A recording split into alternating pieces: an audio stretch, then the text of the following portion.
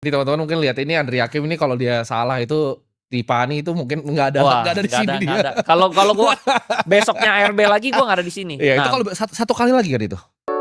Satu waktu kali itu lihat lu ya, menurut gua lu hebat. Lu tuh jadi nggak perlu lewatin kegagalan kayak gua, Bro. Lu langsung masuk capital market, langsung di finance, lu di industri yang tepat. Kalau gua tuh banyak salah jalannya, Bro. Baru terakhir gua di capital market, makanya gua awal telat. lompat gua kan Nah, waktu itu gua baca apa? bukunya si Buffett kan. Hmm, Jadi gua berdagang, gua nggak hmm, bisnis, gua dagang terus pengen gua timpukin ke hmm. market semua. Nah, lu bener, lu realize-nya tuh cepet. Gua Iya. realize-nya tuh lambat, Bro. Nah, apa yang waktu Suatu ketika itu gue lagi datang ke kantor, gue dipanggil ke ruangan dia. Andri, sini nih. Ada konglomerat Indonesia. Top orang terkaya lah, nomor 10 di Indonesia. Kamu denger nih dia ngomong apa. Nah, disitulah gue pertama kali denger soal saham, Bro. Nah, dari situ gue masuk ke ruangan meeting itu, gue ngobrol-ngobrol kan, Bro. Si konglomerat ini bilang, lu kalau mau kaya, lu harus ngerti saham.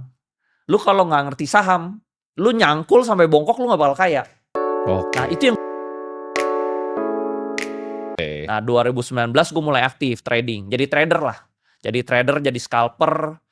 Terus belajar bukunya Warren Buffett. Ikut seminar-seminar saham yang kelas-kelas saham orang lain. lu masukin tuh semua? Masukin semua, Bro. Oke. Technical, fundamental, semua gue pelajarin lah. Yeah. Sampai akhirnya gue dapat formula gue sendiri. Oke. Kalau bokap gue ajaran yang berpengaruh di gue itu, lu selalu ngincer bisnis yang industrinya gede. Lu jangan ngincer bisnis-bisnis kecil. Karena satu hari itu 24 jam. Lu mau bisnis gede 24 jam.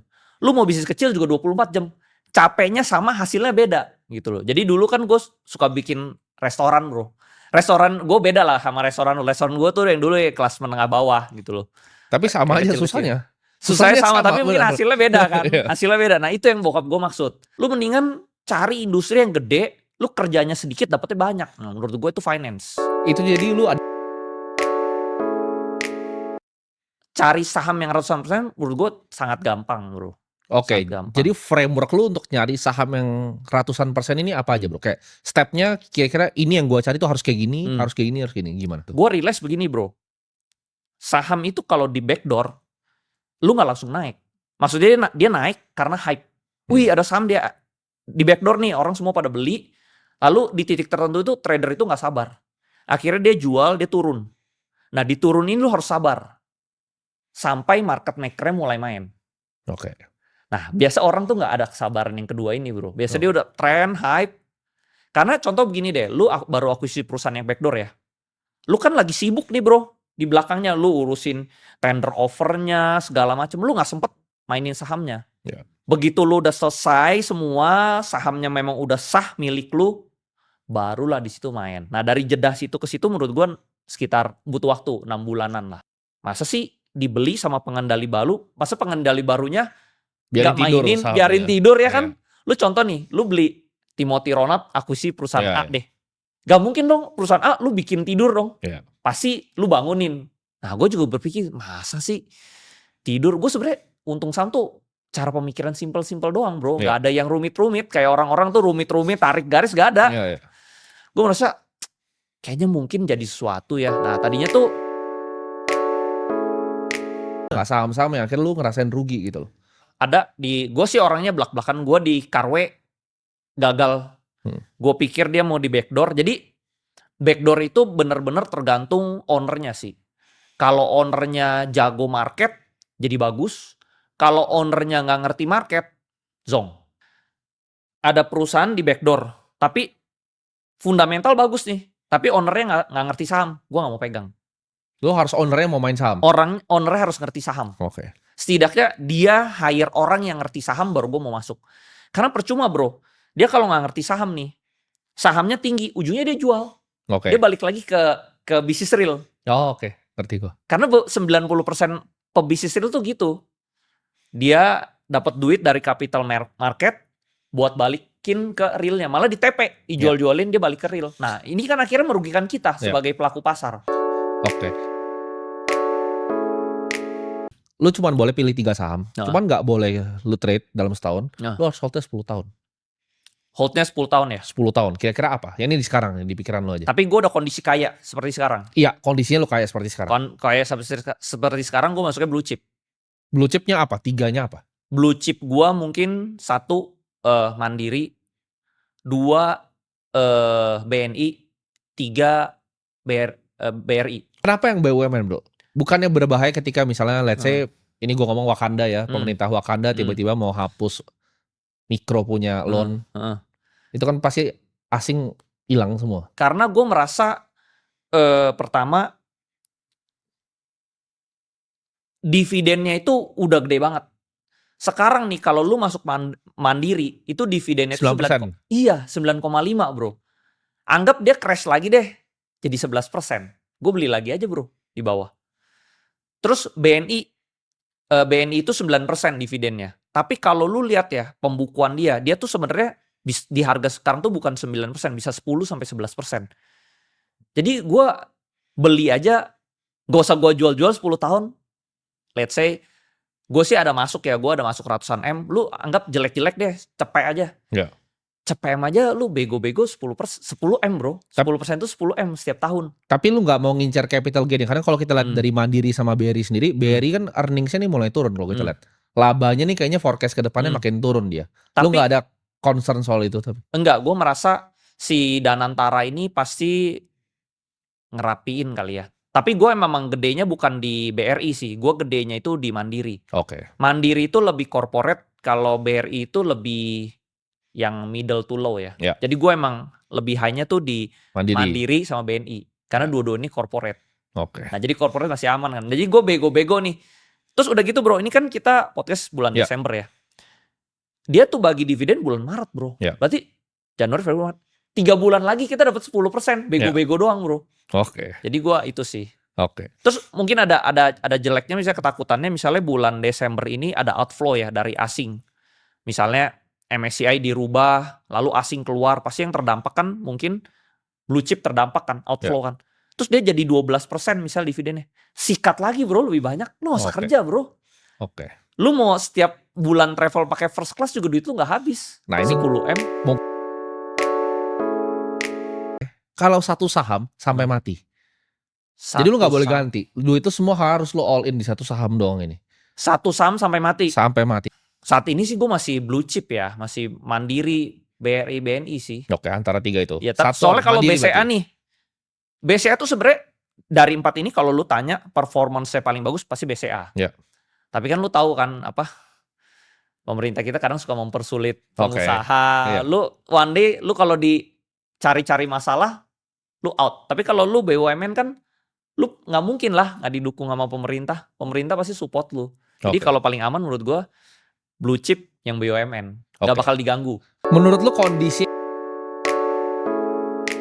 menurut lu 6-12 bulan ke depan, nah, saham apa yang bisa 50%, 100%? Salah satu CDI mungkin bisa. Mungkin ya, we don't know, tergantung moodnya Pak Pepe. Tapi dia udah gak ada mainan nih. Brand udah masuk, cuan udah masuk, BRPT udah masuk, PTRO udah masuk. Dia cuma mainan dia tinggal sisa ini. Kalau dia mainin yang ini, dia cuci piring di atas bro. Cuci piring asing. Tinggal ini doang yang belum. Menurut gue sih full power dia bakal kesini. Pengalaman lu, kan lu kan ada tadi lu bilang lu ada salah tuh yang di Carway kan? Carway salah gue. Kapan kita mungkin sebagai retail itu average down dan kapan ini ini salah nih, tesisnya nggak ada nih cut loss gitu? Gua lihat tesisnya broker ownernya mulai jualan. Jadi pas saham Carway itu pas saham gue ketemu tuh di harga 200-an perak gitu ya bro. Dia terbang. Gue udah beli-beli terus. Dia terbang ke 7.000.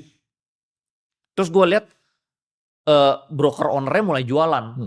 Ya udah, out lah. Tapi itu yang.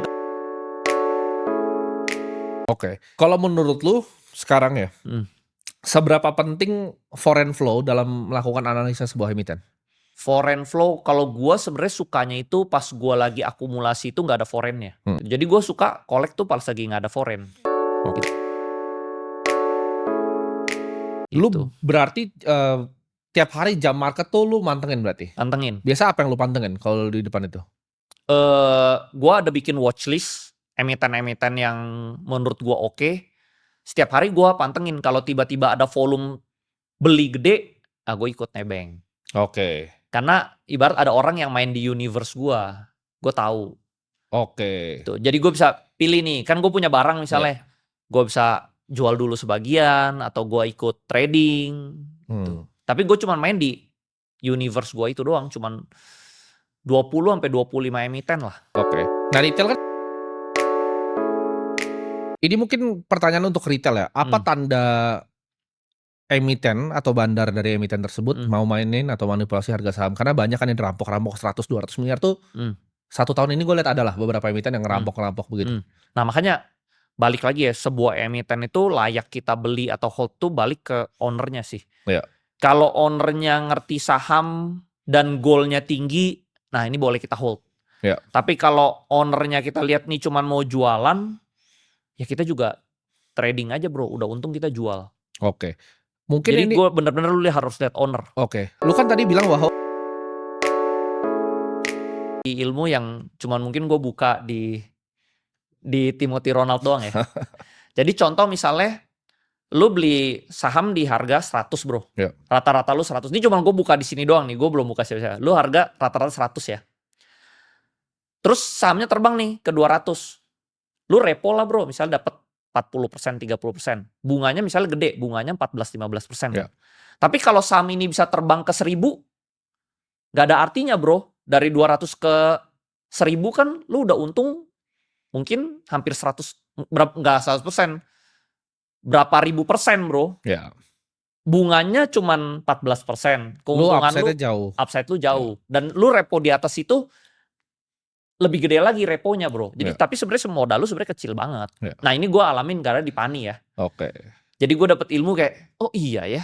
Dulu kan sebenarnya modal gue cuman 30M. Tapi gue repoin kok gue dapetnya ratusan M. Nah itu bro. Tapi hati-hati teman-teman, pedang mata dua. Enggak ya, ini pedang bermata dua. Kalau sampai salah mampus. Nah bagusnya itu, lu repo tapi jangan beli barang yang sama. Yeah. Kalau lu repo beli barang yang lain, lu jadi kaya, lu jadi unlimited money bro. Yeah. Lu belinya dikit, modal kecil jadi gede, lu repoin aja duit lu jadi gede, lu bisa beli barang. Ya cuma ini mesti punya duit dulu ya. Kalau teman-teman nggak punya, mau repo barang ke bank paling disuruh pulang. Betul. Nah jadi dari sampah ini lu repoin lu bisa beli blue chip. Ya ya. Jadi lu menjaminkan barang yang let's say, bukan jelek banget sih, sedang-sedang, tapi lu bisa belinya blue chip kan. Iya, iya. Terus lu udah bisa hitung kan misalnya, repo itu bunganya 14%. Lu bagi ini 12 bulan. Berarti sebulan kan 1,5 lah, 1,5%. Terus lu tahu nih, 3 bulan lagi, dividen itu kan 10%. Blue chip 10%. 1,5 kali 3 bulan aja berarti lu cuman 5%-an, 5-6%. Kan lu masih untung 4%. Belum dari capital gain. Nah gue mainnya kayak begitu bro. Oke. Jadi unlimited money, gue puter-puterin duit bro. Ya tapi sampai kalau salah. Ya jangan salah. Jangan salah. Nah kalau gue pribadi gue punya prinsip yang gue avoid leverage sih. Jadi gue dari dulu gak pernah pakai leverage. Kan gue pernah pakai sekali zaman covid. Gue hajar ya untung blue chip sih tapi BBRI. Gue margin kali 3. Abis itu jantungnya gak kuat gue kayaknya. Iya. Jadi gue paling bagus itu aja. Paling bagus itu. Jadi gue spot aja dan ya gue coba cari yang liquid. Sebenarnya gue juga ada kepikiran, gue banyak ditawarin orang-orang barang-barang lah. Size mungkin 5-10T, kenapa nggak dijadiin Berkshire lah gitu. Cuman gue pikir mungkin gue gameplaynya ke arah sana sih nanti. Ada enaknya tapi pegangan lu tuh private tuh juga ada enaknya bro. Kalau menurut gue. Betul, benar. Karena sesuatu yang publik itu lu public scrutiny-nya kan luar biasa. Kayak sekarang lu cuman ngajar orang, kan lu cuman bikin platform edukasi kan. Itu aja orang ada yang bisa bilang oh rugi karena lu. Apalagi lu punya emiten. Menurut gue itu lebih berat lagi. Bisa disalahin. Benar. Oke, thank you banget Bro Andri. Thank you. Mantap. Thank you bro. Oke.